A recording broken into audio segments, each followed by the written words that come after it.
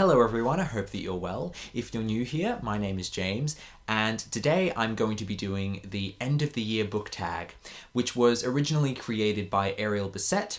I think it first appeared on her channel in 2017, but she recently remade the video. I thought I would give it a shot even though I wasn't tagged by anyone in particular, and I guess I'll just get started. So question one is, are there any books that you started this year that you still need to finish? Yes, there's just one. It is Duck's New Report by Lucy Ellmann. I was really excited about this book.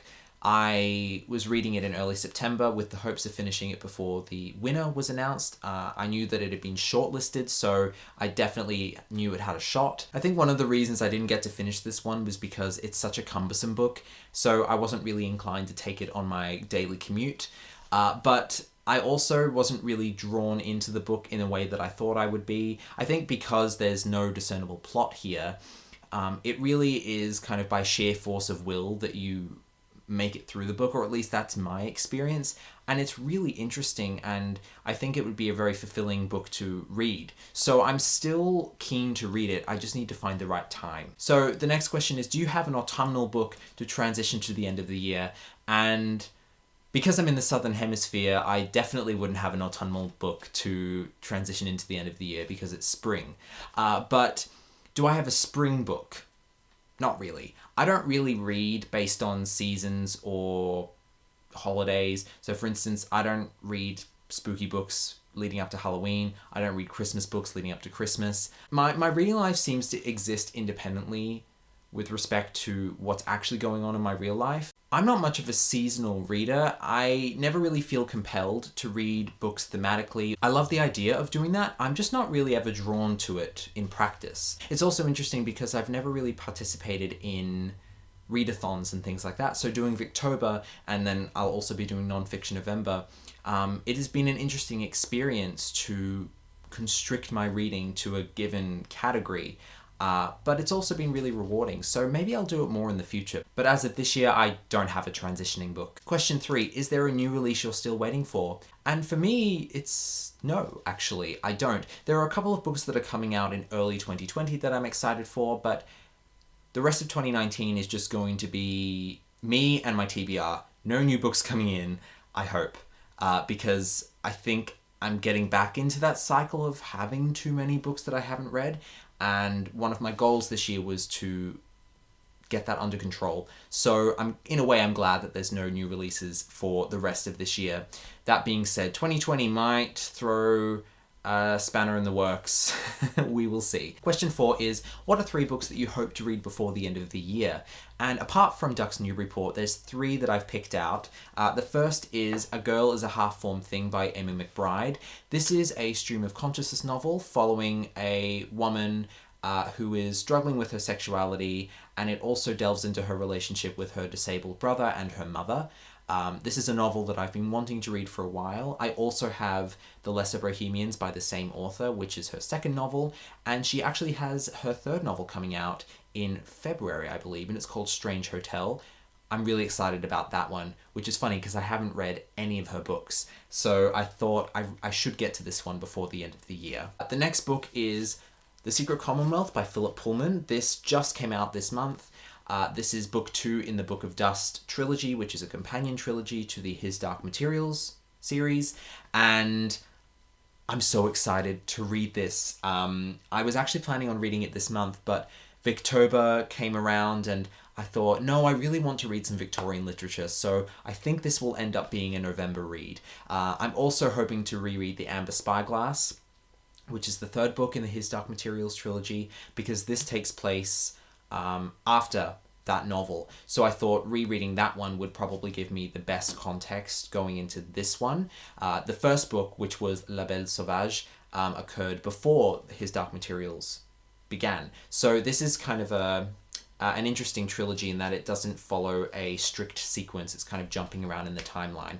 But yeah, really excited to read this one. And another one that I'm hoping to read, this one has been on my TBR for I think about 8 years or so.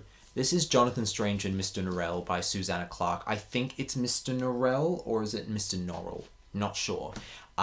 This book I'm sure a lot of you have heard of it. I'm sure a lot of you have read it. It's a very popular novel. I think it's Susanna Clarke's only novel, or maybe she's written another one. I'll have to look that up.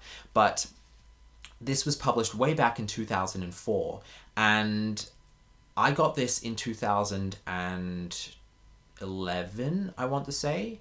Late 2011. So it's been around for a long time, and every time I've tried to read it, something has come up. Some life event or some assignment or an exam has come up, and I've never been able to make any meaningful progress in the book. So with that in mind, I said to myself, you have to finish this in 2019. This is the one chance you will have to be able to sit down and read this with relatively few interruptions.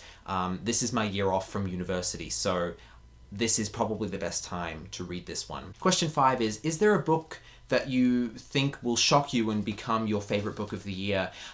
I think the nature of shock is that it's unexpected, right?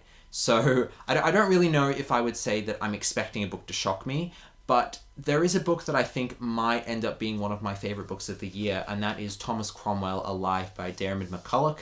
I am going to be reading this one in Nonfiction November. I think because of the critical reception of this book being very, very good, and also that I'm just endlessly intrigued by Thomas Cromwell as a character, as a person, this could be one of the best reads of the year for me. But we will have to wait and see. I've only got a couple of more weeks before I actually start this book, so I will let you know in my Nonfiction November review videos or wrap up, whatever I end up doing for that month. The last question, question 6, is, have you already started making reading plans for 2020? Absolutely, yes. I started making plans back in July. I'm that crazy. Of course, the plans end up changing. They end up going through various revisions throughout the year as my goalposts shift, and I realize that I probably won't be able to achieve such a high, lofty goal. That generally happens with me. And I think that's probably going to happen between now and the end of the year.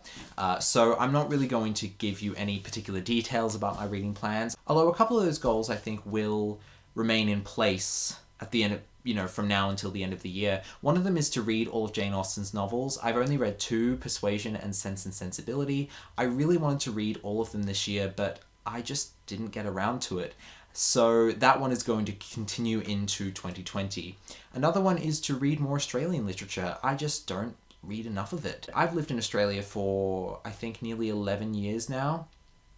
And I've only read maybe about 10 Australian novels. I do really enjoy Peter Carey, but I really need to branch out. So that's something I'm going to be looking into next year. I guess generally another goal I have is to just whittle down my TBR to something that's a little bit more manageable. I did do well this year in that when I purchased books, I read them pretty soon afterwards, but there's still quite a lengthy TBR, waiting for me as I go into next year, mainly because of 2018. 2018, dark times. We won't talk about that. A lot of book buying, not a lot of book reading. Yeah. So 2020 will be me undoing those mistakes that were made in 2018. I wouldn't call them mistakes, but maybe I just, went to shops when I was stressed and bought things. Wasn't very healthy, I acknowledge that. So anyway, I'll talk more about my reading plans for 2020 at the end of the year when I have a better idea of the specific things that I want to accomplish in 2020. So keep an eye out for that. And that's the end of the tag. Thanks to Ariel for making this tag. I think she just said anyone can do it. So if you see this video and you would like to give it a go, feel free. Just wanted to say thank you to all the new subscribers that have come in over the past couple of weeks. The comments have been lovely, and I can't believe that there are so many of you already. We're over 300. So hopefully I will be able to get more content out for you. There are a couple of videos that I have been thinking about making. They're a little bit more labor intensive, but I hope that they're worth the wait. So keep an eye out for those. And in the meantime, I will have a Victober wrap up coming up. So keep an eye out for that, and I will see you then. Bye.